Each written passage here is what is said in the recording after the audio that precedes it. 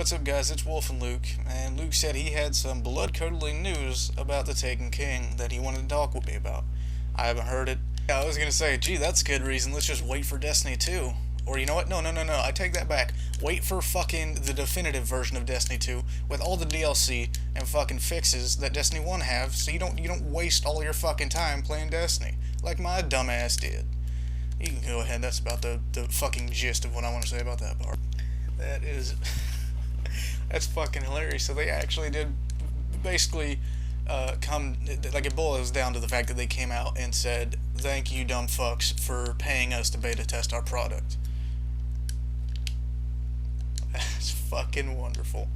I can't even sneer at that fact because my dumbass shelled out $90 for the fucking package. I love the beta. Personally, I did love the beta, but I thought, and that's just my fault for making assumptions. I thought there would be more to it. I thought that was a beta map of Earth, and goddamn, the second I got into Destiny, I shit you not, the second I popped into the Earth map, and I saw it was the same as the beta, oh boy, did my expectations drop. I don't know what the fuck just happened there.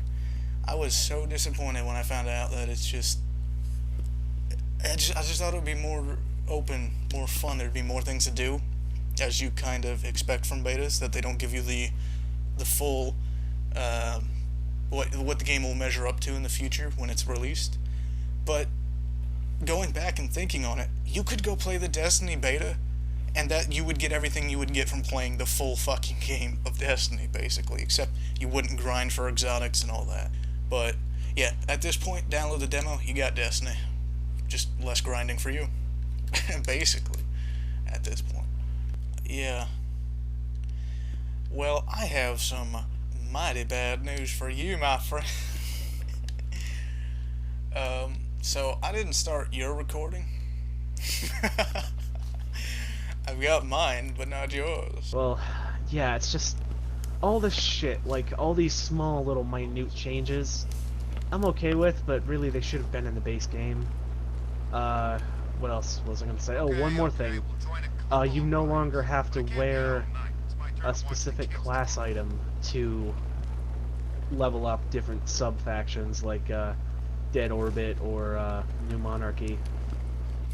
Well, Not sure how that works, but I guess you just pledge allegiance to them instead of wearing their class item to gain XP for them. I mean, that's what it is. I mean, that's what I was going to say earlier, but I'm glad I didn't, so I can have your feedback now that I noticed my dumbass wasn't recording. But just basically, every new iteration of Destiny is going to be made easier for new players. So the longer you wait to buy Destiny, the easier it is going to be to get into the game. Yeah, You're right. going to get the higher tier stuff easier, basically. Like, there's so much good stuff coming out this fall, guys. We got Fallout, the new Call of Duty, Halo. Yeah, just keep the ball rolling. There's so many good titles that are coming out. God. Yeah. Just don't waste your money on what essentially still is a beta. The game is a work in progress, and they've stated that openly. Well, And they feel okay, and they can sleep soundly at night selling an imperfect product for a retail price. Well, I think a nice little truth here is, we'll let you guys in on a little secret. There's actually a game out now that does everything you want Destiny to do, and it does it better. It's a nice little game called Borderlands 2. Now, if you already play Borderlands 2, you probably think I'm a jackass right now. But for all you people who are thinking about buying Destiny and have not touched Borderlands 2, fucking just give up on Destiny. Go pick up Borderlands 2. It's going to be everything and more that Destiny is.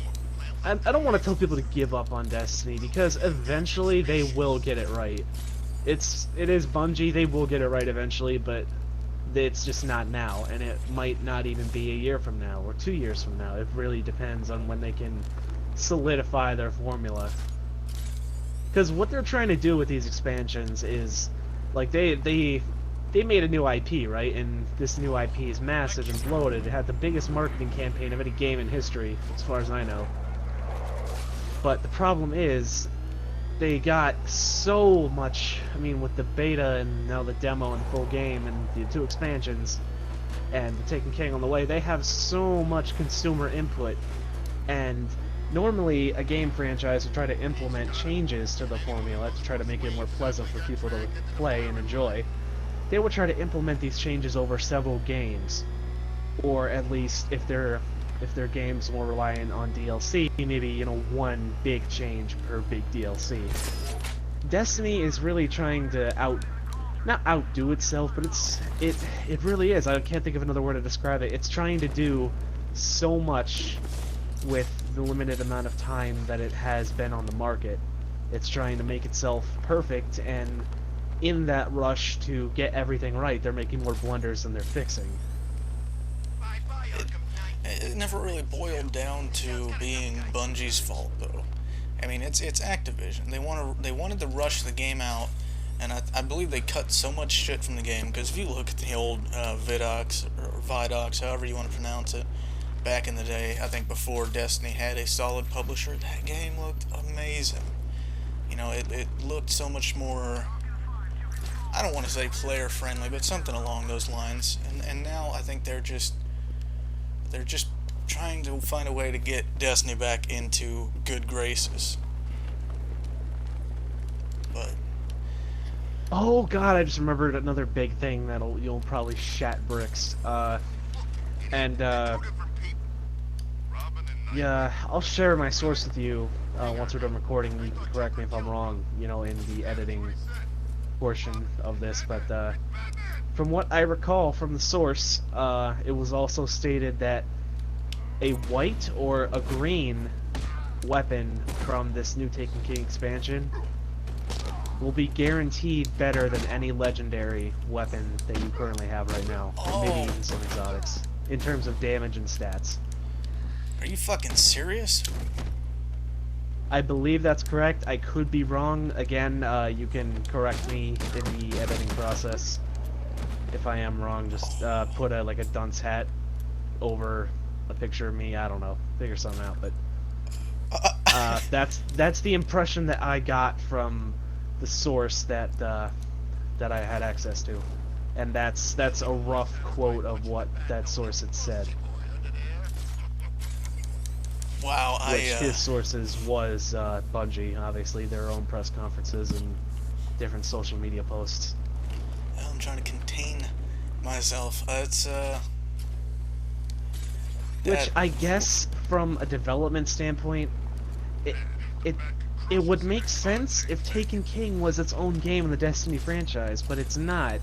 It's an expansion on a game that already exists, so not only are they've already rewritten their own fucking narrator character, they've rewritten all his lines, but now they're basically rewriting the item system now, because they're making all the gear that Year 1 players grinded for, and, well, not all of it, but it's going to make 90% of it obsolete once you get into the Taken King and get everything there is to get. An example of this happening before is Ascendant Shards and Ascendant Energy in the base game, base Destiny, before the expansions.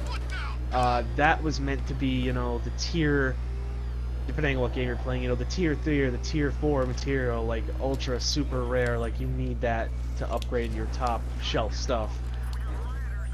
And people grinded for that shit for literally days. Like, they put days into the game, and then the first expansion came out and threw all that shit right out the window. It gave you what essentially was a reskinned version of each material of shards and energy. And I remember the initial outrage that we had when we discovered that fact. Because, like, we had both spent so much time, you know, upgrading this gear and these weapons, only to find out that the base gear coming from the DLC was already better than what we had, and to upgrade that we had to grind for a new material. Yeah. That's a smaller scale example of what they're doing with the weapon system in Destiny, from what I understand.